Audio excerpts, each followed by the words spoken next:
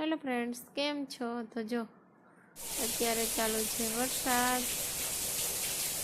આપણે કંઈક 6 વાગ્યાનો વરસાદ ચાલુ થઈ ગયો છે, તો હજી ચાલુ જ છે.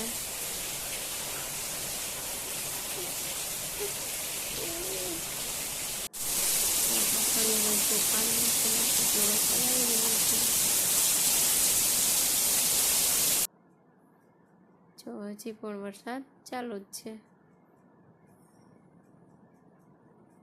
કંઈક જો આ રીતનું વાતાવરણ થઈ ગયું છે.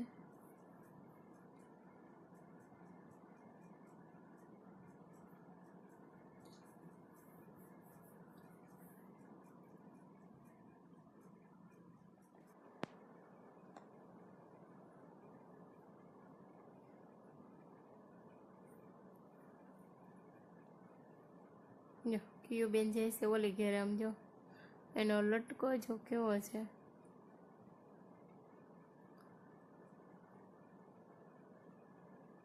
હાથ ઉલાડતા ઉલાડતા ઓપડા છે. જોજો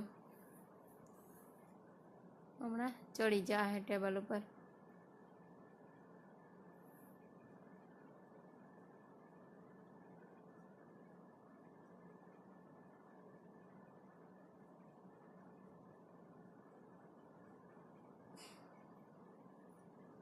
જો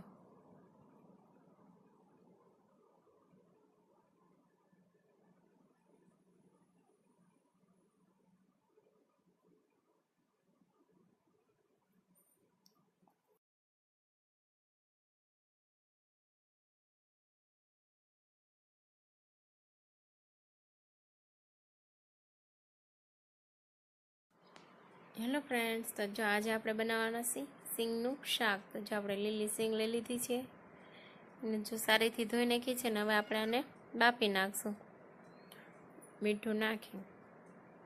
તો જો આપણે બાફવા મૂકી દીધી છે, તો 2 થી 3 સીટી કરી તો બફાઈ ગઈ. જો બફાઈ ગઈ છે આપણી માંડવી.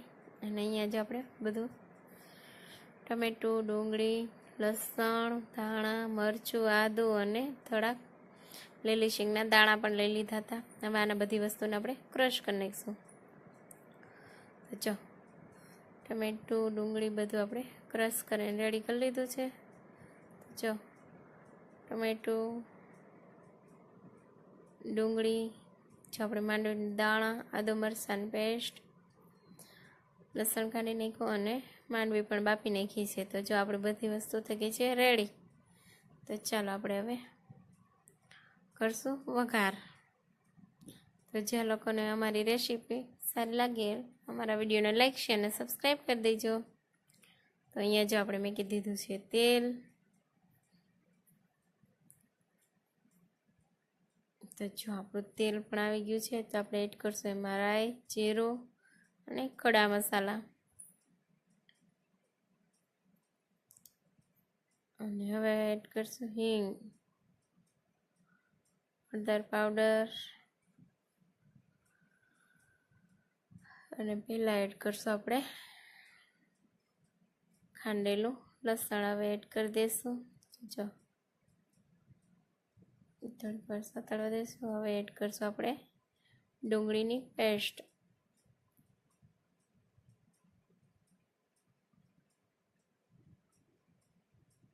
થોડીક વાર માટે આપણે એને સાતળવા દઈશું. તો પછી આપણે એડ કરશું આમાં ટમેટાની પ્યોરી. બધી જ વસ્તુને આપણે હવે ધીમા તાપે ચડવા દઈશું, જ્યાં સુધી બધું ચડી ન જાય અને તેલ છૂટું ન પડી જાય એમ ત્યાં સુધી.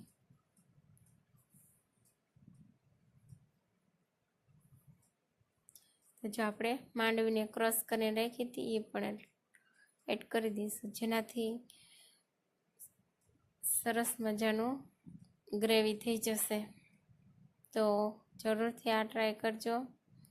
ને જો તમે આ રેસીપી એકવાર ટ્રાય કરશો તો કાજુ કરીનું શાક પણ ભૂલી જશો, એટલું મસ્ત સ્વાદિષ્ટ થાય. તો જો હવે ચડવા આવ્યું છે, તો આપણે એમાં મસાલા કરી દઈશું. તો જો આપણે પહેલાં એડ કરશું લાલ મરચું પાવડર, સ્વાદ અનુસાર મીઠું એડ કરશું,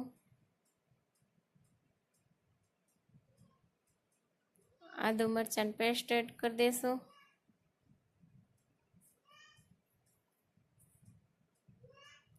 હવે ધીમે ધીમે આપણે એને ચડવા દઈશું. તો જો તમે હોટલનું રેસ્ટોરન્ટનું શાક પણ ભૂલી જશો. હવે એડ કરી દઈશું આપણે માંડવીના દાણા. તો જો હવે આપણે થોડીક વાર માટે ચડવા દઈશું.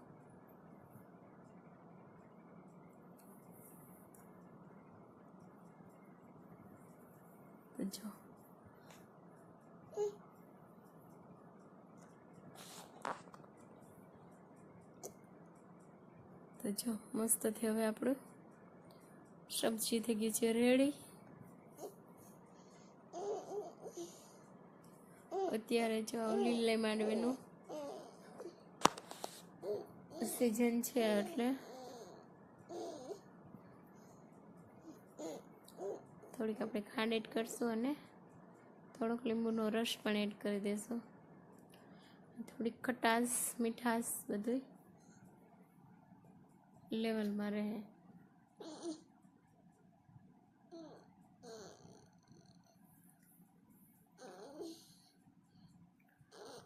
જો આપણું મસ્ત મજાનું શાક થઈ ગયું છે રેડી.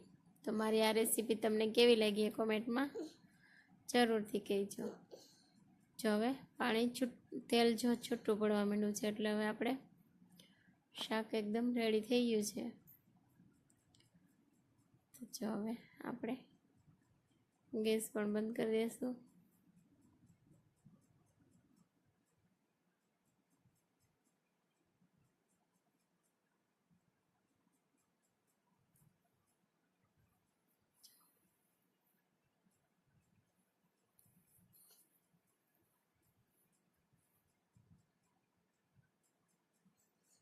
જો ઉપરથી આપણે થોડાક દાણા એડ કરી દઈશું.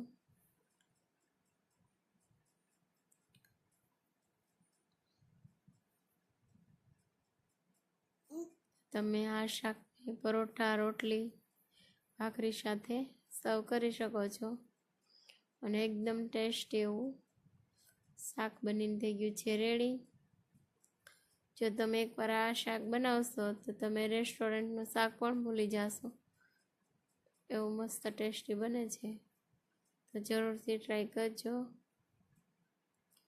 લાઈક, શેર અને સબસ્ક્રાઈબ કરવાનું ના ભૂલતા. અમારો વિડીયો જોવા માટે થેન્ક યુ સો મચ.